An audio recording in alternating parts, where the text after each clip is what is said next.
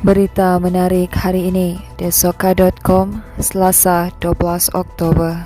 Badan-badan berkanun BBN dan syarikat berkaitan kerajaan JLC di negeri ini diingatkan supaya memberi penekanan kepada 3 aspek penting dalam hala 7 agensi masing-masing. Ketua Menteri Datuk Seri Panglima Haji J. Haji Noor berkata, selain memberi tumpuan terhadap pencapaian dan prestasi, ahli-ahli lembaga mempunyai peranan untuk memastikan setiap agensi mempunyai hala 7. Haji J berkata semua agensi kerajaan juga perlu meneroka potensi kerjasama strategik antara agensi-agensi dan mengelakkan agensi kerajaan daripada saling bersaing dan menceburi sektor yang saling bertindih. Menurutnya, apa jua cadangan operasi perniagaan yang dikemukakan akan diteliti terlebih dahulu bagi memastikan ia memberi pulangan yang baik kepada kerajaan negeri. Pulangan yang diberikan akan memberi kestabilan kewangan jangka panjang dan berdaya maju komersial untuk pulangan pelaburan yang tinggi.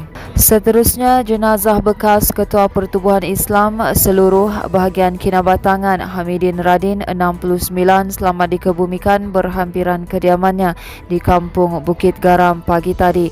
Allahyarham yang juga abang sulung timbalan Ketua Menteri merangkap Menteri Kerja Raya Negeri Datuk Seri Mokhtar Radin menghembuskan nafas terakhir akibat komplikasi buah pinggang di Hospital Duchess of Kent Sandakan petang semalam.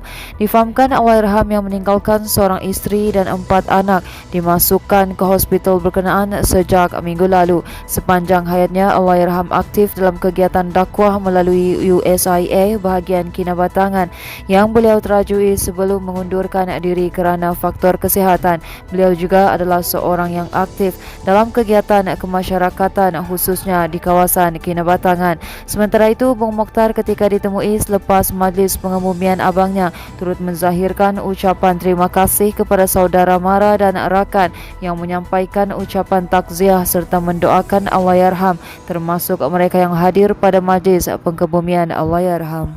Berita seterusnya, cuaca hujan lebat sejak awal pagi tadi menyebabkan beberapa lokasi sekitar ibu negeri dinaiki air. Keadaan banjir turut mengakibatkan kesesakan di beberapa jalan utama di sini selepas mula dinaiki air sejak awal pagi tadi. Tinjauan mendapati antara kawasan yang terjejas akibat dinaiki termasuk Kolombong, Inanam, Kampung Rampayan, Menggatal, Pavilion Bundusan, Pasar Lido dan beberapa lagi lokasi sekitar Penampang. Mengikut laporan dikeluarkan Sekretariat Pengurusan Bencana Daerah Penampang, hujan berterusan menyebabkan sistem perparitan dipenuhi air dan seterusnya beberapa kawasan terutamanya daerah Penampang dinaiki air. Katanya bacaan terkini Sungai Moyok juga sudah mencapai ketinggian 8.82 meter melebihi para samaran. Menurutnya tiada sebarang pemindahan mangsa banjir dilakukan setakat ini, namun pemantauan terus dijalankan dari semasa ke semasa. Kejadian angin kencang turut mengakibatkan bumbung rumah rosak serta sebaris kedai berstruktur kayu ranap. Menerusi laman sosial Facebook, antara kawasan terjejas adalah sekitar daerah Papar dan Kimanis.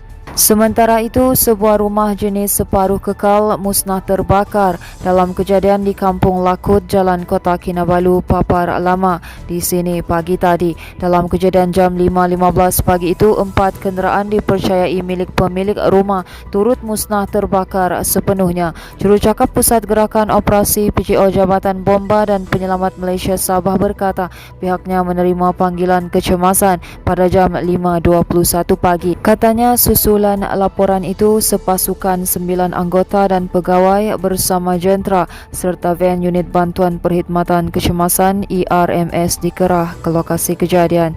Katanya tiada mangsa dilaporkan dalam kejadian ini dan operasi ditamatkan selepas dipastikan tiada lagi punca api yang boleh mencetuskan kebakaran semula.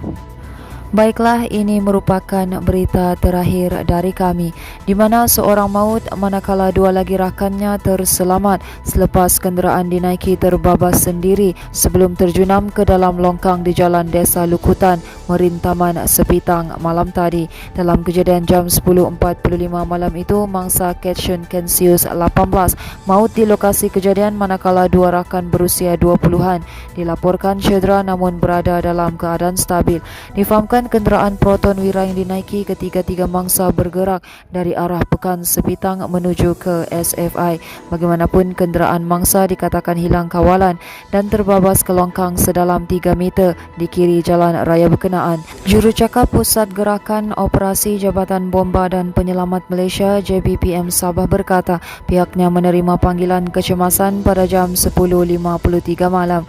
Katanya susulan laporan itu sepasukan 8 anggota termasuk pegawai dari Balai Bomba dan Penyelamat BBP Sepitang dikerah ke lokasi kejadian.